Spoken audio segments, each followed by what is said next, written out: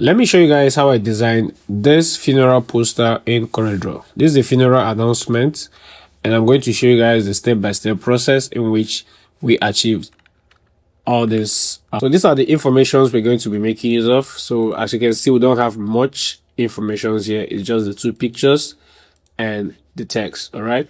So basically, we're going to go to CorelDRAW. All right, and the size we'll be making use of is 1080 by 1350 pixels. So to do that, you're going to locate your property bar. Now, if you have been following my class, you know that this is your property bar. All right, this is your property bar. So if you don't understand anything, you can go and start from my beginners class. It's the first video you're going to see on my channel. So now to change your paper size, all you need to do is come over to your drawing units. All right, select pixels and come over to your page size, and the upper part you can use 1080, then come down and put 1350, then press enter on your keyboard. Now this is what you're going to have. So the next thing you're going to do is you're going to come over to your rectangle tool over here and double click on it. Then it will bring itself to this part. Now the next thing you're going to do is we're going to import the images we're going to make use of. So I'm going to come over to this and basically click and drag, or you can come over to file and select import. All right, the shortcut is Ctrl+I. Then what I'm going to do is, let me zoom this out. Then we're going to select these two images. Then we're going to just click and drag this way, and this is what we're going to have. So the next thing we're going to do is I want to bring this guy here and scale it up this way. All right, when I mean scale up, just increase the image. All right, so once you increase the image, is what you're going to have. So remember, always, some of you always ask me why I always make the picture very big and all that. This is the main subject in question. This man is the person that is going to be buried, so he has to be big. He's the main person. You need to see the picture before you read the text, so he has to be more bigger. And you're going to right click. As you can see, this image is going out of frame. All right, it's going out of frame below. So we're going to right click and select power clip. You're going to select this. All right, right click, select power clip, then use your arrow, place it inside this frame. Then we're going to right click and select edit power clip. Then we're going to bring it up this way, bring it up this way, and we're going to increase it a bit. And this is what we're going to have. So the next thing we're going to do is we're going to click on the finish over here. Then if I bring this guy here, you'll see that we'll have a black line over here. So I'm going to take that back. To remove the black line, go over to this thumbnail over here, then right click on it, and you can see it out. All right, so next thing we're going to do is, I don't actually want the color to be pure white. I will pick a color using my eyedropper tool, this one. All right, then I'm going to pick a color from this image this way and just put it on the background, and this is what we're going to have. So you can see we're going from this to this. All right, now this is what we're going to have. So basically, like I said, we're not going to do too much. We're going to keep it simple. And sometimes when you keep something simple, it shows luxury. Do you understand? Now what we're going to do now is I'm going to come over to this and select this image, scale it up this way. All right, this is a younger picture of this man. All right, so I'm going to select my transparency tool and fade out this edge. All right, fade out this edge. Then I'm going to select my bitmap, convert it to bitmap. Your mode should be on RGB. All right, then resolution, leave it at 300. Then you can click on OK. Then I'm going to fade out this edge. So somebody might ask, why are we converting to bitmap? For instance, if you want to convert, if you don't convert to bitmap and you want to fade out this, right, and you want to fade out this edge, this one will appear. So that's the reason why we convert to bitmap. Do you understand? Now if I want to bitmap this one will come back. All right, so that's the reason why we convert to bitmap. So I'm going to bring it back. So I'm going to convert this to bitmap as we did earlier. So I'm going to fade out this edge, then select bitmap, convert to bitmap, click on OK. and can actually fade out this edge. All right, then for this one, what I'm going to do is I'm going to select this white thumbnail and reduce the opacity this way, just to fade it out to the background. All right, so we don't want that to show that much. All right, so I'm going to just scale this up this way and then bring it down here, and right click and select power clip, then place it inside the frame, and this is what we're going to have. So over here, guys,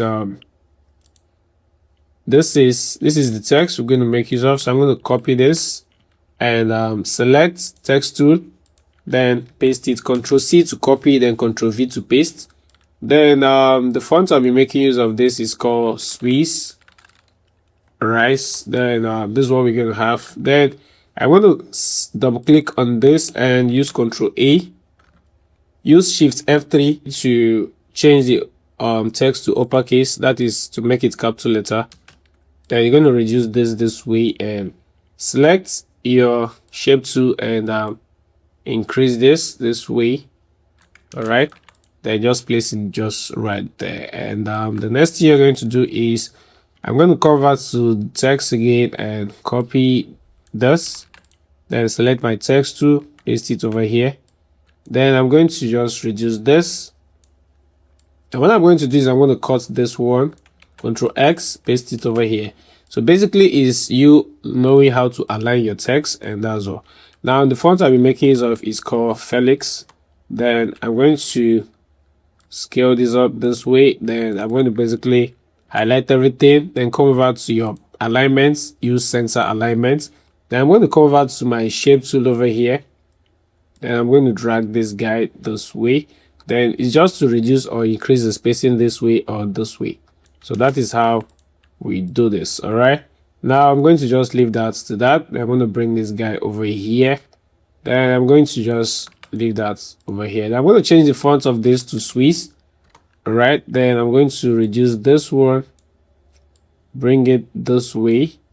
All right, I'm going to select my shape tool and drag this guy over here.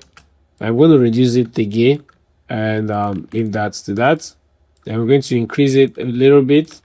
Then that is what we are going to have. So the next thing we're going to do is we're going to select our rectangle to place a box over here.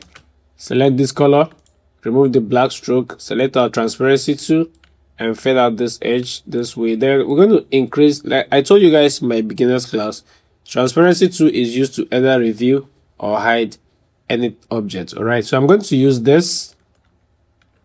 I'm going to use this to reveal this part by increasing this reduce. As you can see, part of it, if you reduce, you can see it's going off. Now you can see it's increasing. All right, so that is just the use of that. So I'm going to just drag this guy up, right click, select power clip, place it inside this frame. Now that is what we're going to have. So for this one, what I'm going to do is I'm going to come over to this and I'm going to select this, copy this, and paste it just right here. Then we're going to drag this guy down, reduce the opacity, sorry, reduce the text, the object, sorry. I'm going to just make this one 6, 1, 2, 3, 4, 5, 6. All right, then I'm going to reduce this guy over here and just place it just right here. So this is what we're going to have. So I'm going to come to my text, then copy service of songs. All right, then we're going to use text to paste this over here, reduce the text, place this one over here, and just leave that to that. Then you're going to select the first one, bold it. Then for this one, let's change the color to, we can pick a color from here. All right, let's pick a color from here and drop it. All right, but we're going to come back to our color thumbnail over here and do this. We're going to do this. All right, we're going to give it maroon color. All right, so that is it. For this one, we're going to give same color to this. All right, same color to this. Then I'm going to break it apart. All right, I'm going to select this one, select this, and make sure the color is dark black. All right, so we're going to bring this guy down here. All right, Then I'm going to click on OK. And the next thing I'm going to do is I'm going to bring this guy over here. All right. Then I'm going to come over to my text, copy this one, and I'm going to paste it just right here. So I'm going to delete this one. All right. I'm going to cut this, copy this text, and paste it just right here. All right. So I think we still have more text, which is the color of the day. All right. So I'm going to just cut this and paste it just right here. I'm going to reduce this one, make it smaller, and the color of the day is all